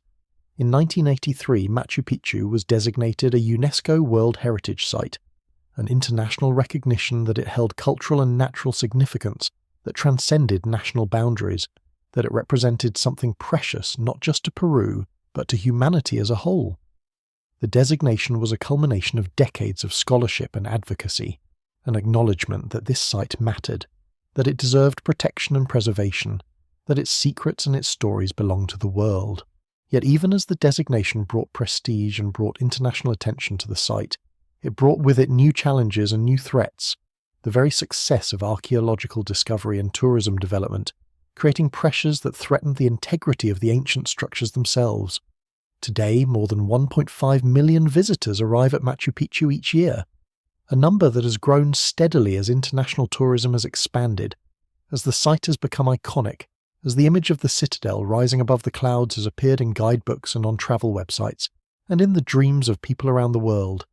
Each of these visitors, walking on the ancient pathways, standing on the original stone steps, breathing the thin mountain air and feeling the coolness of morning mist against their skin, leaves an impact on the site. The accumulated weight of millions of footsteps presses down on stones that have already endured more than 500 years of weathering and stress, widening cracks that have begun to form, accelerating the erosion of surfaces that human hands have touched for centuries.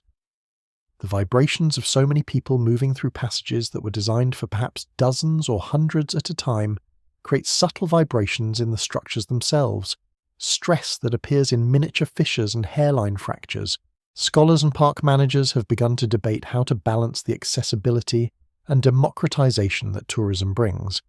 The idea that people from across the world should have the opportunity to experience this wonder,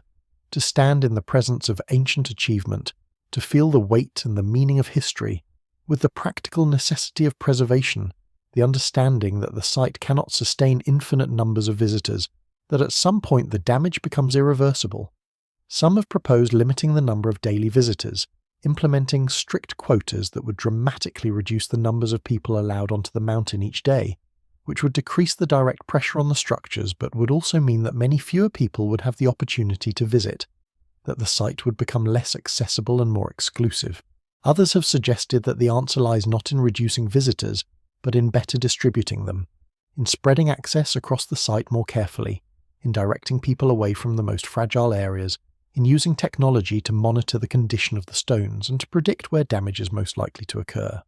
Still others argue that tourism itself, properly managed, can be part of the solution, that the economic benefits that tourism brings to the local communities in Peru creates a powerful incentive to protect and preserve the site,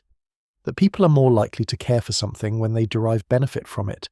when it is part of their livelihood and their future. The tension between preservation and access, between protection and possibility, remains unresolved. A question that archaeologists and conservators and policymakers continue to grapple with, understanding that there may be no perfect answer, no way to fully satisfy all the needs and desires that converge at this extraordinary place.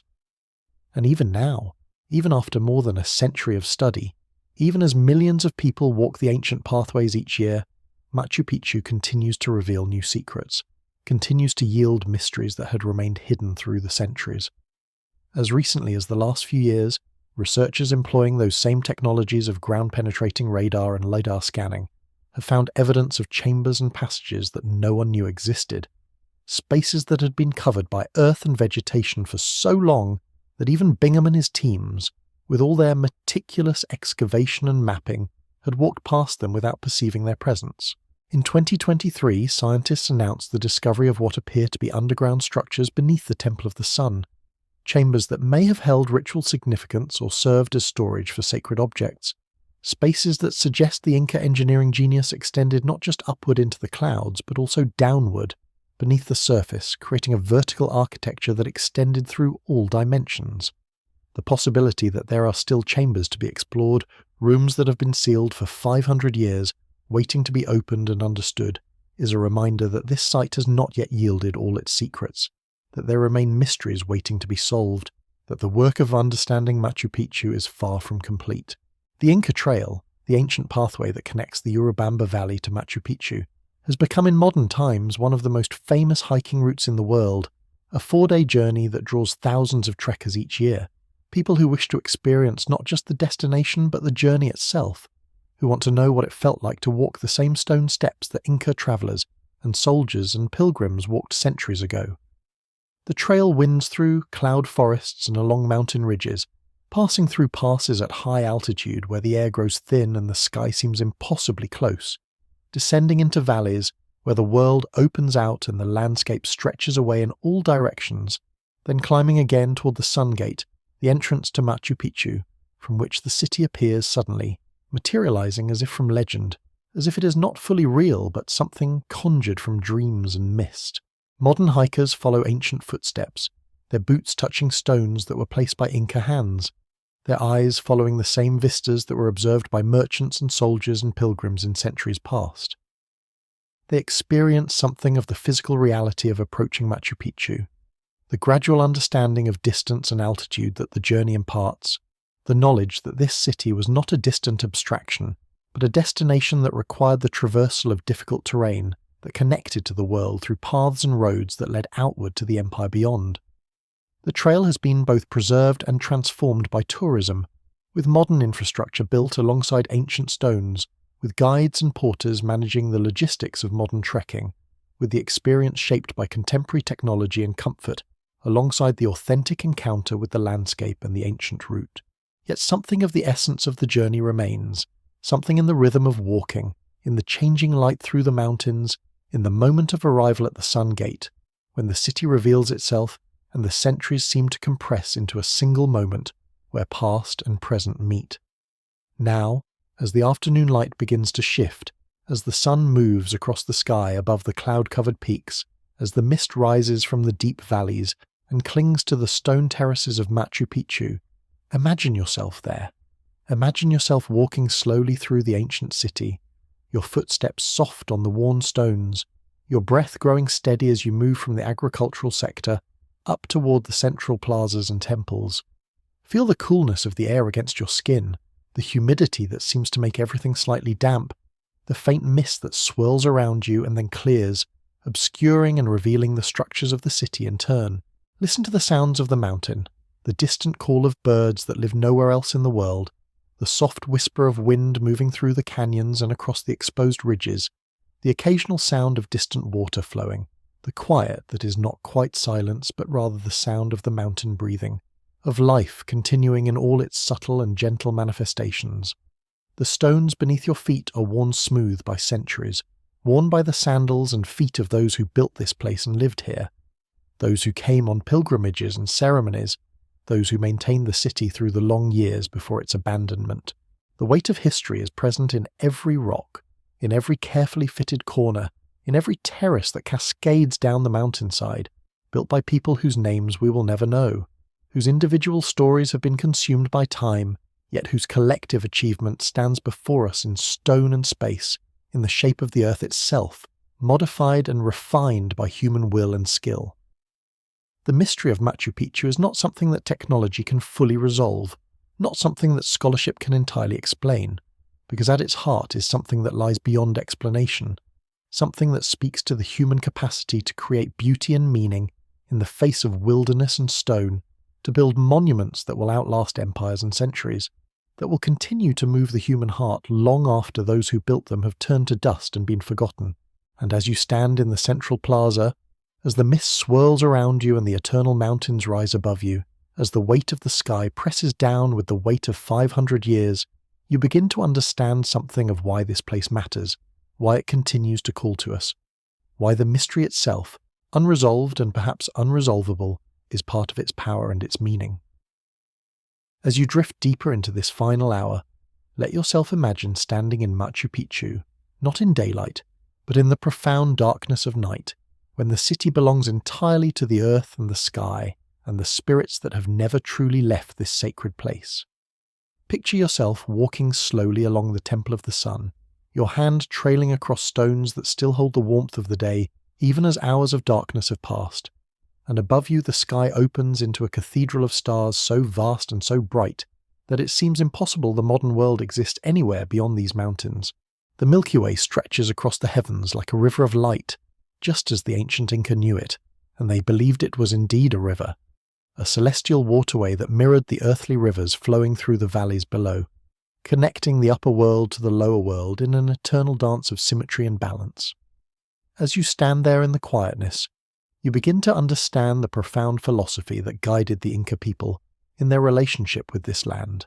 a philosophy that saw no separation between the living and the earth, between the human and the divine, between the visible world and the invisible realms that existed all around them in every breath and every heartbeat. The Inca understood their world through a concept so beautiful, so fundamentally different from how modern minds perceive reality, that it deserves to settle into you like the mist settling into the cloud forest as night deepens around you. They believed in Pachamama, Mother Earth, not as a metaphor or a poetic notion, but as a living, breathing consciousness with whom they maintained a reciprocal relationship of profound respect and gratitude. Every mountain was a sacred being. Every spring was a voice speaking to them. Every stone held memory and intention, and this was not mythology to them, but simple, obvious truth, as evident as the ground beneath their feet. When the Inca chose to build Machu Picchu in this location, they were not imposing their will upon the landscape. They were listening to what the landscape was asking them to create, responding to the subtle energies and sacred geometries that they perceived in the positioning of peaks, the flow of water, the angle of sunlight through the clouds. Imagine what it must have felt like to live with such attunement, such constant awareness that you were never separate from the earth but always in conversation with it, always in relationship, always dancing with the living intelligence that animated every stone and stream and thunderstorm that rolled across the mountains.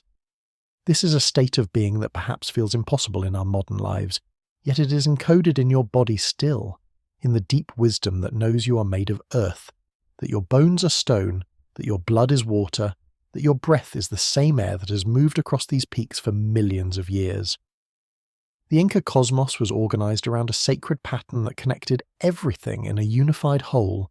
and they understood this pattern through three great worlds that were not separate but intimately interwoven, each one necessary to the others, each one flowing naturally into the next in an endless cycle of becoming and returning.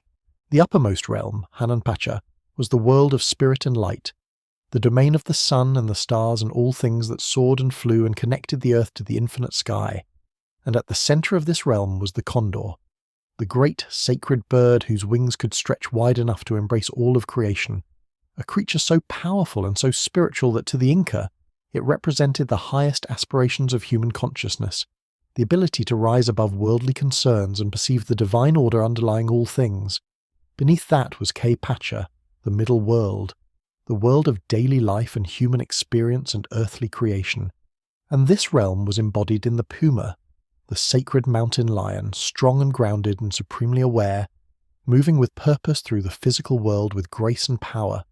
representing mastery of the manifest realm and the ability to act with courage and clarity in the realm of form and matter. And finally, the lowest realm, Ukupacha, was the world beneath the earth, the world of death and transformation, and the roots from which all life emerged, and this world was symbolized by the serpent or anaconda, the creature that shed its skin and renewed itself, that moved through the hidden places of the earth where seeds germinated and minerals formed, and the dead were transformed back into the living soil from which new growth would spring. These three, the condor, the puma, and the serpent, were not three separate ideas but three expressions of one unified consciousness. And at Machu Picchu you can see this cosmology encoded into the very structure of the city, with the Temple of the Condor at the spiritual heart, the agricultural terraces and practical buildings representing the middle world where the puma dwelt and humans worked and created, and the burial caves and underground springs representing the serpent's domain of transformation and return. Now allow yourself to sink deeper still, to let your breathing become slower and longer, imagining that with each exhale you're releasing tension and worry into the mist that surrounds this sacred place. And with each inhale you're breathing in the presence of the ancient Inca who built these walls, the presence of Pachamama herself, the presence of every star in the sky above. Picture the city as it exists in complete darkness, with only the starlight to illuminate the ancient stones, and notice how even in this darkness the city is not frightening but deeply peaceful, profoundly restful, as though the stones themselves have learned the art of sleep after 500 years of quiet rest in these mountains. There are no electric lights here to keep the city awake and vigilant. Instead, there is only the gentle glow of starlight and the dimmer glow of reflected moonlight on clouds, and your eyes, given time, would adjust to see the world the way the Inca saw it in the night, with a kind of peripheral vision that perceives movement and energy and presence, even in near total darkness. The sounds of the cloud forest at night, if you could hear them, would be a composition so intricate and so layered that your mind would have no choice but to relax into it, would have to let go of its constant thinking and simply receive the symphony of thousands of tiny voices singing in the darkness. There are insects, millions of them, hidden in the dense vegetation that covers the mountains around the city, and their chirping and trilling creates a kind of white noise that is not silence, but rather silence made audible, as though the very air is whispering to you in a language that needs no words to be understood. Far below, you would hear the sound of water, streams and small rivers moving through the valleys, water that has been flowing down these mountainsides since the dawn of time, water that the Inca channeled and used and honoured as a sacred gift from the sky. And even now that water continues its ancient songs, carving deeper into the stone, carrying minerals and life down toward the Amazon, toward the ocean, toward the great cycles that connect this high place with the whole living world. And there is wind. Soft wind in the night that moves through the ancient windows and doorways of the temples, wind that has travelled across the peaks and gathered up the coldness of the high altitudes and the secrets of the clouds. Wind that touches your face like the hand of someone you've loved very much and haven't seen for many years, a touch that says, "You are home here, you are safe, you can rest now." As you listen to these sounds in your imagination, as you let them gradually become the primary focus of your awareness, begin to notice how your body is responding to them, how your shoulders have perhaps relaxed lower than they were moments ago, how your jaw has softened, how the muscles in your neck and face that hold tension throughout the day have begun to release their tight grip. Allow your breathing to follow the rhythm of the insects and the wind and the distant water, and notice that there is no rush, no urgency, no need to be anywhere other than exactly where you are in this moment, wrapped in the darkness and the mist and the ancient peace of this sacred city. The Inca believed that sleep was not a loss of consciousness, but a different kind of consciousness, a realm that was just as real and just as important as the waking world.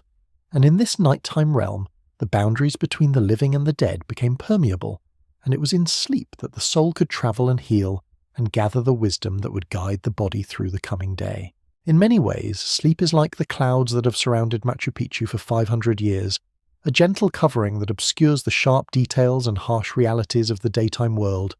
a veil that protects the precious and sacred core of what lies beneath. a soft blanket of mist that preserves and renews and allows things to grow in darkness that could not grow in the harsh glare of direct sun.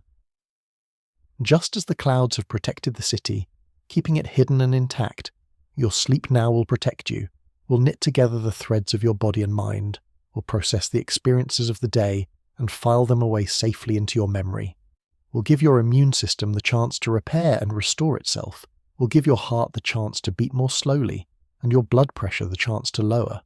will allow your brain to move through those precious sleep cycles that science now shows us are absolutely essential to learning and memory and emotional regulation and overall health. Picture now the city itself in sleep, the great structures resting in the darkness, the temples holding the silence, the water features still moving but moving without sound in your imagination, everything alive but quiet, everything present but at peace. For 500 years, Machu Picchu has been sleeping in these mountains, and it has slept peacefully because it was built to endure, built with a precision and intention that speaks to the extraordinary wisdom of the people who created it. While the Spanish conquistadors were devastating the Inca Empire in the lowlands, while cities were burning and populations were being decimated, Machu Picchu slept here in its cloud-wrapped sanctuary,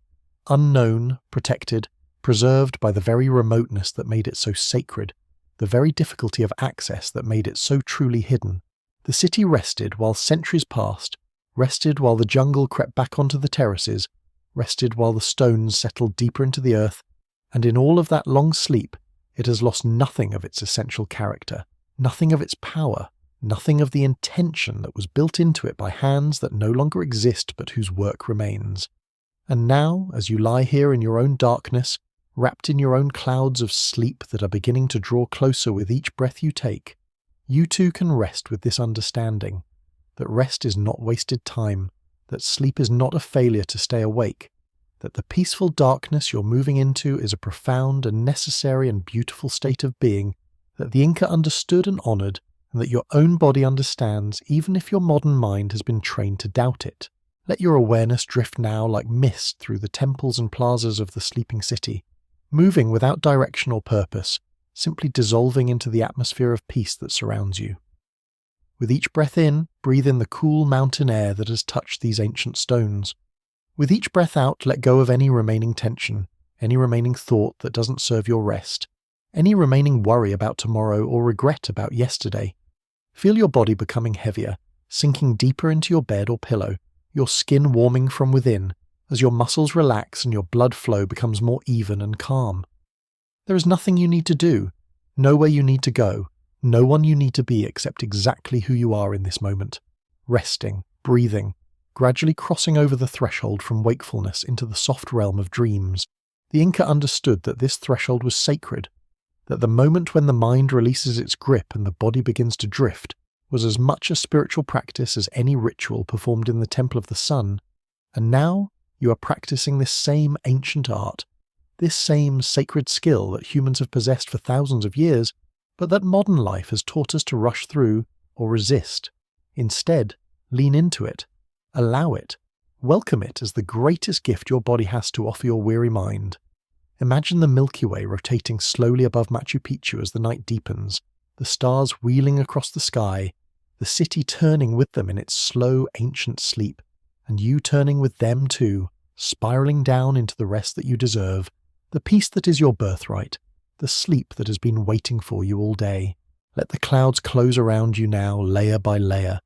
the way they've closed around Machu Picchu for 500 years, wrapping you in softness and safety and the perfect darkness that your body has been longing for. This is the time of rest. This is the hour of peace. This is the sacred space where the living soul goes to be renewed. The city sleeps, the mountains sleep, the clouds sleep, and you sleep too, held safely in the eternal embrace of Pachamama, Mother Earth, who has held all living things in her care since the beginning of time, and will continue to hold them long after this night has passed into dawn. You are part of this, you are woven into this, you are as essential to this great turning as the stones and the stars and the springs that flow through the hidden valleys. There is nothing more you need to do except close your eyes now and let yourself fall gently into the arms of sleep, falling like mist, falling like clouds descending on the mountains, falling into the great peace that Machu Picchu has known for 500 years, the peace that is waiting for you, the peace that is yours. Thank you for spending tonight with the Calm Archive. If these stories help you find sleep, subscribing means everything to this channel. Now let the clouds close around you, just as they've wrapped around Machu Picchu for 500 years. Sweet dreams.